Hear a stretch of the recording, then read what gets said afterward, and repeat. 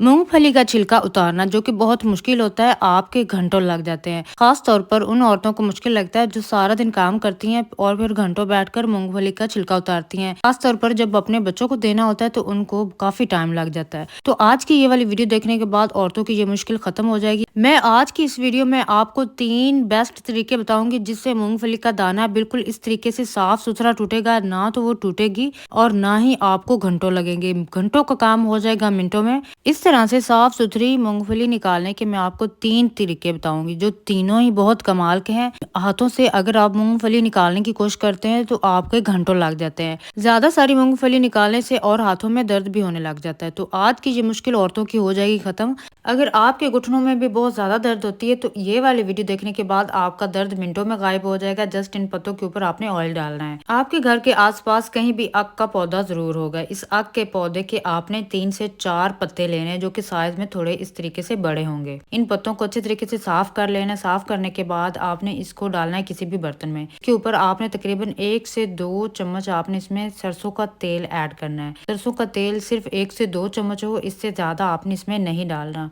और इसको आपने रख देना है चूल्हे पर।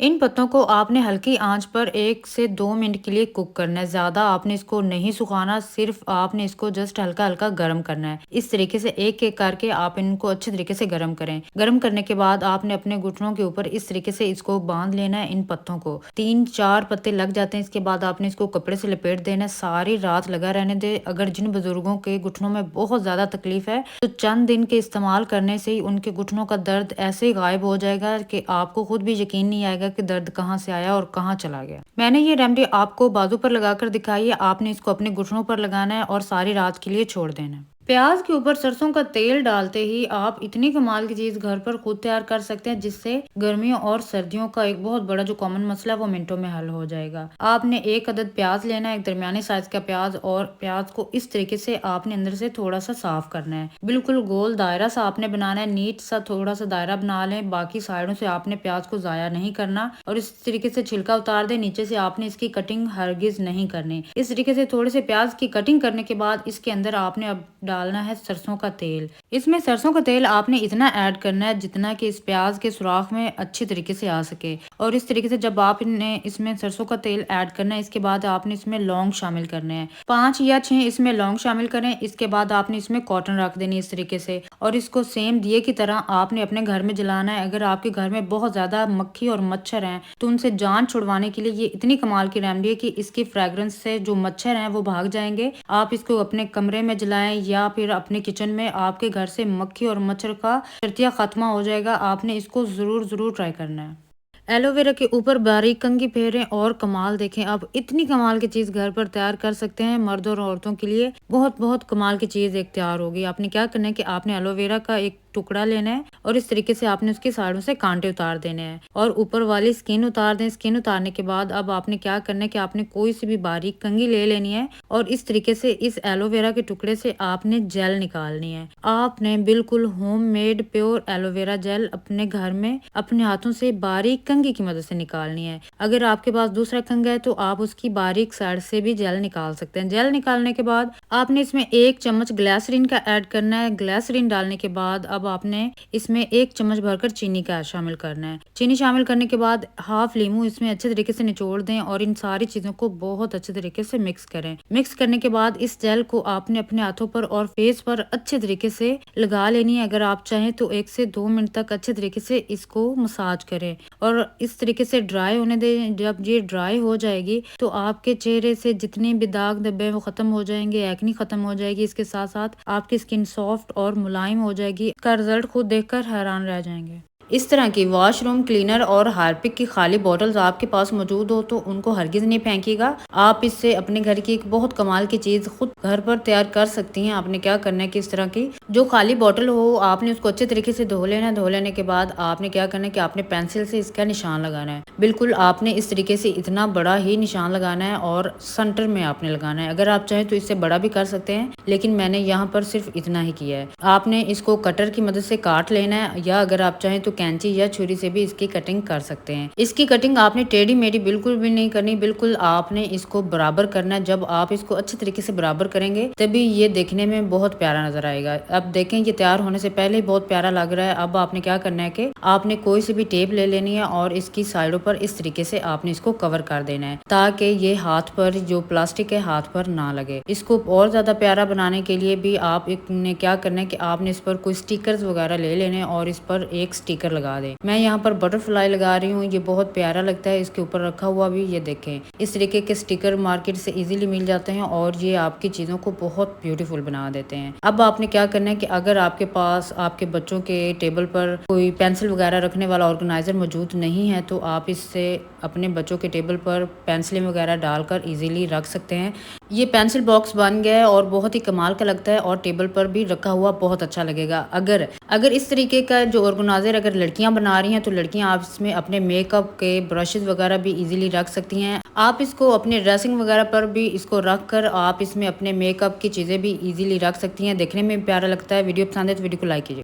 जब भी हम चूल्हे पर कोई ऐसी चीज़ रखते हैं, ख़ासतौर पर दूध वगैरह जिसके उबलने का ख़तरा होता है, तो आज की इस हैक में मैं आपको बताऊंगी वो बिल्कुल नहीं उबरेगा। इससे आपके ये मुश्किल हो जाएगी आसान, चाहे आप जितने मर्जी काम करते रहें ये बिल्कुल दूध ऊपर नहीं आएगा। इसके लिए या तो आपने चमचा ले लेना या फिर आपने रोटी बेलन लेना। रोटी बेलन छोटा था तो मैंने यहाँ पर चमचे का इस्तेमाल किया है। आपने चमचे को बर्तन के ऊपर इस तरीके से रख देना है। जितनी मर्जी इसकी आँच तेज कर लें ये उबरेगा ज़रूर, लेकिन चम्मच के साथ ला के नीचे चला जाएगा, यानी कि बिल्कुल भी किनारे से बाहर नहीं निकलेगा। मैंने इसकी हत्ता के फुल आंच रखी हुई है, चूल्हे पर बाहर रखा हुआ है तो ये बिल्कुल नहीं उभरेगा। अब चाहे मैं जितने मर्जी काम कर लूँ ये इसी तरीके से इसी प्रेशर के साथ इसी बर्तन के अंदर रहेगा, ये हरगिज बाहर नहीं गिरेगा। इस तरीके से आप भी इस टिप को यूज करके अपने घर में जो दूध वगैरह ऊपर रखते हैं उसको उभरने से आप बहुत आसानी से बचा सकते हैं।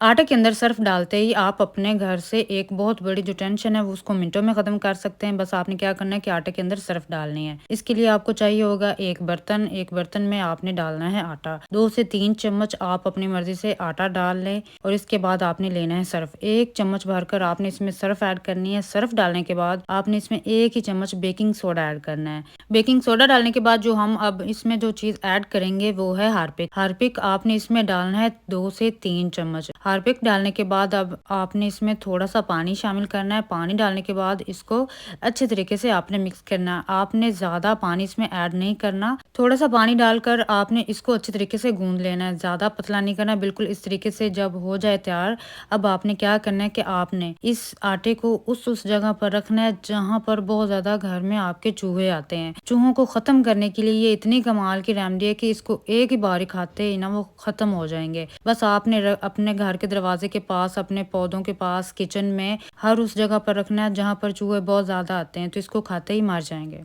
मिनटों में सॉल्व हो सकती है। तो चलिए इस वीडियो को स्टार्ट करते हैं। सबसे पहले आपने क्या करना है कि वॉशिंग मशीन में जब भी हम कपड़े धोते हैं तो वॉशिंग मशीन में जब खास तौर पर बेडशीट हम धो रहे होते हैं तो उनमें क्या होता है कि उनमें सिलवटें पड़ जाती हैं। वो सारे कपड़े इकट्ठे हो जाते हैं और उनमें गांठें पड़ जाती हैं, जिसकी वजह से कपड़े खोलना मुश्किल हो जाता है और हमारा खामखा ही इतना टाइम वेस्ट हो जाता है और हमारी जो पावर है वो भी बहुत ज्यादा लगती है। तो आपने सबसे पहले काम ये करना है कि सर्फ और पानी डालने के बाद आपने इसमें कपड़े डालने के बाद जो आपने लेस के पैकेट इकट्ठे किए होंगे वो लेस के पैकेट आपने इस चलती वॉशिंग मशीन के अंदर डालने हैं। चलती वॉशिंग मशीन में आपने लेस के 2 से 3 पैकेट डाल देने हैं। अगर आपके पास लेस के पैकेट ना हो तो आप दूसरे शॉपर भी यूज कर सकती हैं। ये पैकेट आपने जब डालने हैं तो आपके कपड़ों में जो कांटे पड़ जाती हैं वो कभी नहीं पड़ेंगे। इससे आप कपड़े खुले रहेंगे और उनमें आसानी रहेगी कपड़े निकालना। आपके टाइम की भी बचत होगी और आपकी मेहनत भी कम लगेगी। आपने जब ये टिप ट्राई करनी है तो आपने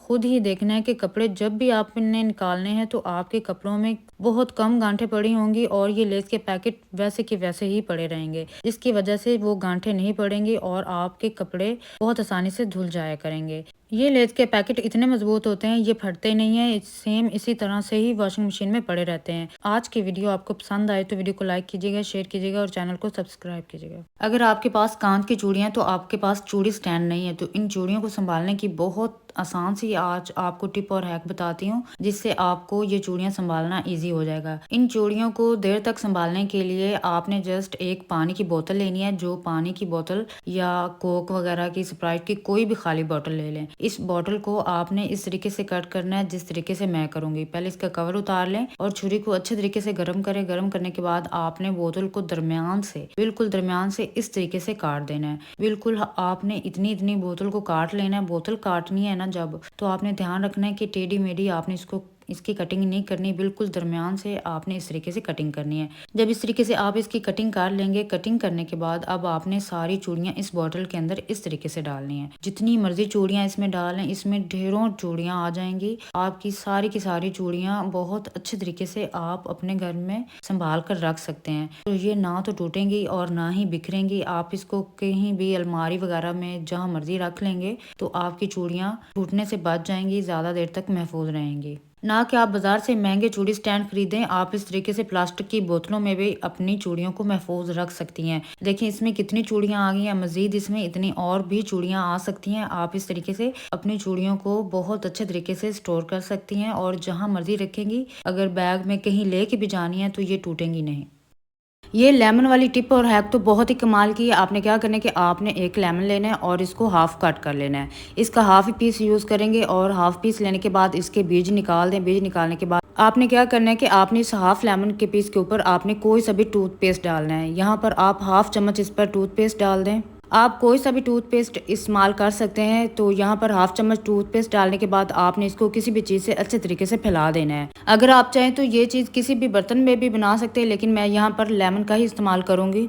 इसके बाद आपने हाफ चम्मच इस पर बेकिंग सोडा डालना है और बेकिंग सोडा डालने के बाद आपने क्या करना है कि अक्सर क्या होता है कि हमारा जो वॉशरूम वाला मिरर है और बेसन के पास जो मिरर होता है उस पर पानी के खारे दाग जम जाते हैं, जिसकी वजह से शीशा बहुत गंदा नजर आता है। जब आप इस लेमन समेत इसको अच्छे तरीके से साफ करेंगे तो इतना साफ हो जाएगा कि जितने मर्जी पुराने दाग हों वो शीशा नीट एंड क्लीन हो जाएगा, साफ हो जाएगा। शीशे को तेजी से साफ करने के लिए लेमन, बेकिंग सोडा और टूथपेस्ट इतनी कमाल की तीनों चीजें हैं। अगर आप चाहें तो किसी भी बर्तन में से मिक्स करके तब भी आप इसको यूज कर सकते हैं, लेकिन अगर आप इस तरीके से यूज करेंगे तो जो शीशा है वो चांदी की तरह चमक जाएगा, बिल्कुल नया हो जाएगा। ऐसे लगेगा जैसे कि आज ही आपने नया लिया है। काम नहीं करना। रजाइयाँ और गद्दे सिलाई करने से पहले ये वाली टिप और हैक को तो लाजमी देखिएगा। इससे आपकी एक बहुत बड़ी जो टेंशन है वो मिनटों में सॉल्व हो जाएगी। आज की वीडियो में जब भी सर्दियाँ आती हैं तो हमारा सबसे पहला काम होता है कि हमने अपने घर में मौजूद जो रजाइयाँ और गद्दे हैं उनमें न्यू रुई भरकर हम उनको सिलाई करते हैं। तो उस सिलाई को ज्यादा आसान बनाने के लिए आज की ये टिप और हैक इतनी ईजी है, आपकी इतनी यूजफुल है, आपके जो काम आने वाली है। इससे आपके घर की एक जो टेंशन है ना वो मिनटों में खत्म हो जाएगी। आपके घंटों का काम हो जाएगा मिनटों में। अक्सर क्या होता है कि हमारे घर में मौजूद सुई और धागा हर वक्त मौजूद होता है इस तरीके से, तो अक्सर क्या होता है कि उनमें जंग आ जाता है। जंग आने की वजह से जब भी हम गद्दे और रजाई सीने की कोशिश करते हैं तो उनको सिलाई करना बहुत मुश्किल हो जाता है। तो इस तरीके से सुई में जंग की वजह से सुई जो गद्दे में से अक्सर नहीं गुजर पाती। तो आपने क्या करना है कि आपने लेना है नेल कटर। नेल कटर की ये वाली साइड आपने लेनी है और इस पर आपने सुई को इस तरीके से रगड़ना है। सुई को जब आप इस हिस्से पर रगड़ेंगे तो सुई पर लगा हुआ जो जंग है वो उतरना शुरू हो जाएगा। जितना भी जंग होगा वो सारा सुई में से उतर जाएगा। और जब भी आपने गद्दे सिलाई करने हैं या रजाइयाँ सिलाई करनी है तो आपने इस तरीके से अपनी सुई को अच्छे तरीके से साफ कर लेना है।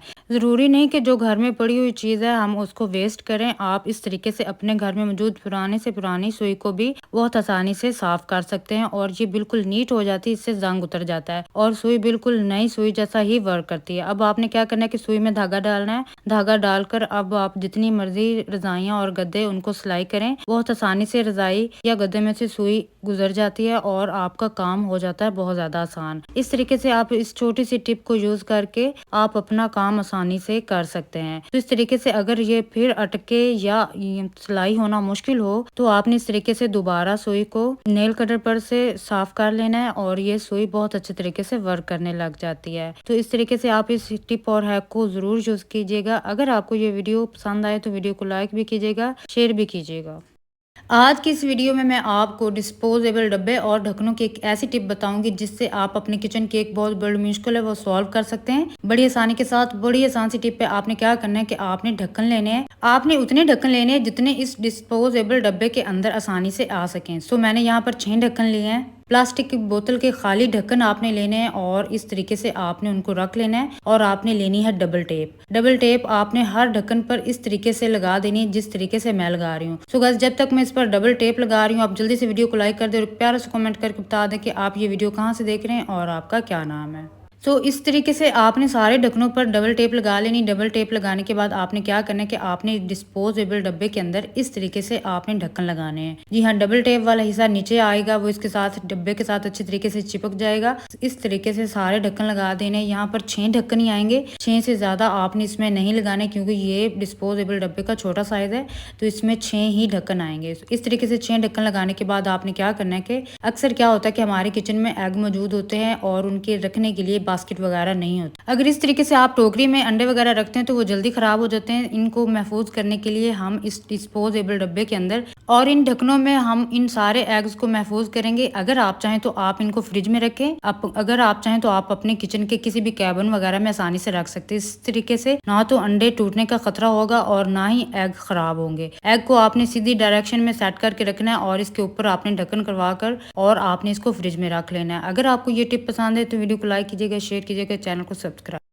मूंगफली का छिलका उतारना जो कि बहुत मुश्किल होता है, आपके घंटों लग जाते हैं। खास तौर पर उन औरतों को मुश्किल लगता है जो सारा दिन काम करती हैं और फिर घंटों बैठकर मूंगफली का छिलका उतारती हैं। खास तौर पर जब अपने बच्चों को देना होता है तो उनको काफी टाइम लग जाता है। तो आज की ये वाली वीडियो देखने के बाद औरतों की ये मुश्किल खत्म हो जाएगी। मैं आज की इस वीडियो में आपको 3 बेस्ट तरीके बताऊंगी जिससे मूंगफली का दाना बिल्कुल इस तरीके से साफ सुथरा टूटेगा, ना तो वो टूटेगी और ना ही आपको घंटों लगेंगे। घंटों का काम हो जाएगा मिनटों में। इस तरह से साफ सुथरी मूंगफली निकालने के मैं आपको 3 तरीके बताऊंगी जो तीनों ही बहुत कमाल के हैं। हाथों से अगर आप मूंगफली निकालने की कोशिश करते हैं तो आपके घंटों लग जाते हैं। ज्यादा सारी मूंगफली निकालने से और हाथों में दर्द भी होने लग जाता है। तो आज की ये मुश्किल औरतों की हो जाएगी खत्म। तो इसके लिए आपने ले लेनी है मूंगफली। मूंगफली आप ये खुद ही देख लें, एक ना तो ये मोटी है और ना ही ज्यादा बारीक, दरमियाने साइज की ये मूंगफली है। तो इसको हम निकालेंगे आज की ये वीडियो औरतों के लिए बहुत बहुत ही जबरदस्त है। जब वो इतनी सारी मूंगफली निकली हुई